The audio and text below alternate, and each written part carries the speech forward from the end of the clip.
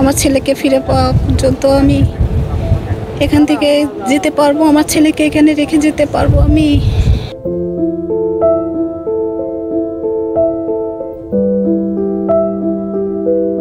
এই অতল সমুদ্রে আমার ছেলেকে রেখে ঘরে ফিরব না, আমার ছেলে আমার বুকে ফিরে আসবে, এমন আশায় বুক বেঁধে মা বাবা দিনের পর দিন সাগরের কুলে কুলে ঘুরে বেড়াচ্ছে ছেলেকে পাওয়ার আশায়। মা বাবা কোনোভাবেই নিজেদের সান্ত্বনা দিতে পারছেন না। আদরের সন্তান সমুদ্রে হারিয়ে গেছে। এ অবস্থায় মা বাবা কেমন করে নিজেকে সামাল দেবে? চোখে ঘুম নেই। নিখোঁজ হওয়ার 6 দিন পেরিয়ে গেলেও চট্টগ্রাম বিশ্ববিদ্যালয়ের শিক্ষার্থী অরিত্র হাসানের কোনো খোঁজ মেলেনি। জীবিত না হলেও অন্তত মরদেহটি যেন খুঁজে পাওয়া যায়, এ আশায় সৈকতের বিভিন্ন পয়েন্টে প্রতিদিনই খোঁজ চালিয়ে যাচ্ছেন স্বজনেরা। এখন আমার একটাই আশা, আমার ছেলেকে পাবো, আমার ছেলেকে ফিরে পাওয়া পর্যন্ত আমি এখান থেকে যেতে পারবো, আমার ছেলেকে এখানে রেখে যেতে পারবো আমি। আমার ছেলেটা আমার বুকে ফিরে আসুক, এটাই আমি চাই। এই অথৈ সমুদ্রে রেখে তো আমি আর যেতে পারবো না, আমার ছেলেকে রেখে আমি বাসায় একটা মুহূর্তও থাকতে পারবো না। যে কোনো মুহূর্তে হোক, যে কোনো অবস্থাতে হোক, আমার ছেলেকে ফিরে পেতে চাই, আর কিছুই চাই না। তারা এসে কটেজে উঠছে, কটেজ ব্যবসার জন্য, শুধু ব্যবসার জন্য।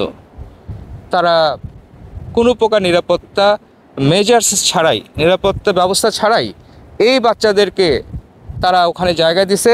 তারা ভোর 5টা, 5:30টায় আমার শোনা মতে তার যে বন্ধু বেঁচে গেছে 2জন, তাদের কাছ থেকে আমি শুনেছি যে তারা 5:30টায় বের হয়েছে, ঝাউবন দিয়ে ঘুরে ঘুরে সুন্দর সুন্দর করে ঘুরে ঘুরে আসতেছে, উঠিয়ে তারা এখানে আসছে।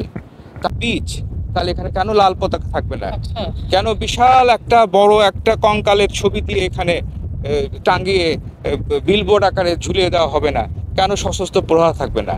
আমি এই প্রশ্নটা, আমি আমার সন্তান আর যেন কোনো মায়ের সন্তান, কোনো বাবার যেন পিতৃহারা না হন। অসঙ্গতির কিছু নেই, কারণ এটা তো বিশাল সমুদ্র, সবাই তো এখানে সমুদ্রের কাছে অসহায়। আমরা যে শুনেছি যে সমুদ্র নাকি কিছুই রাখে না, সব এসে ফেলে দিয়ে যায়, তো এখন অনেক থেকে পেলাম না, এটা আমাদের দুঃখ।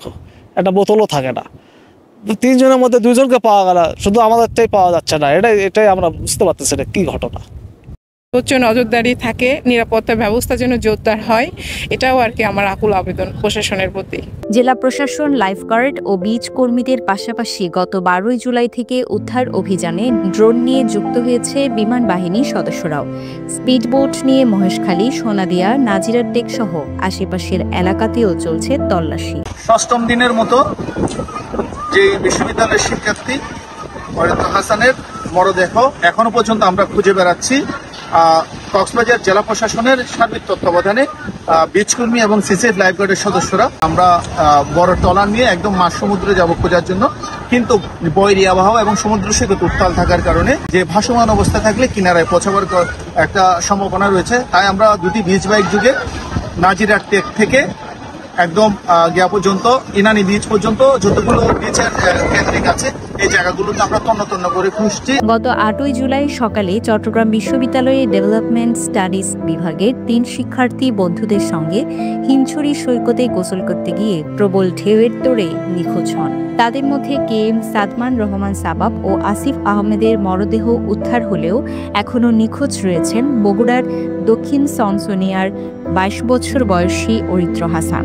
আমরা চেষ্টা করতেছি, আমাদের ইতিমধ্যে যে 3 জনের নিখোঁজ হয়েছিল, আমাদের 2 জনকে পাওয়া গেছে, আর একজনের ডেড বডি পাওয়া যাচ্ছে না। তো আমরা টুরিস্ট পুলিশ, আমরা দফায় দফায় আমরা অভিযান চালিয়েছি। উদ্ধার অভিযান এখনও চলতেছে, আমাদের টিম কাজ করতেছে। জেলা প্রশাসন থেকে আপনার টিম কাজ করতেছে, ADM মহোদয় উনিও ড্রোন ক্যামেরা নিয়ে উনি নিজে ওয়ার্ক করতেছেন। তারপর আপনার হলো এই যে লাইফগার্ড টিম কাজ করতেছে, নৌবাহিনীর থেকেও ওনারা টিম নামিয়েছেন। সর্বস্তরে আমরা 4 দিক থেকে চেষ্টা করতেছি ডেড বডিটাকে উদ্ধার করার জন্য, এবং ডেড বডি কোথাও আটকে আছে কিনা বা কোথাও থেমে আছে কিনা এটা ফাইন্ড আউট করার জন্য আমরা আশা করতেছি আমরা উদ্ধার করতে পারব।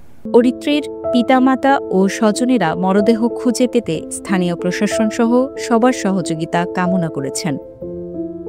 মোহাম্মদ ইউনুসের ভিডিও প্রতিবেদনে মৈত্রী দে, CCN।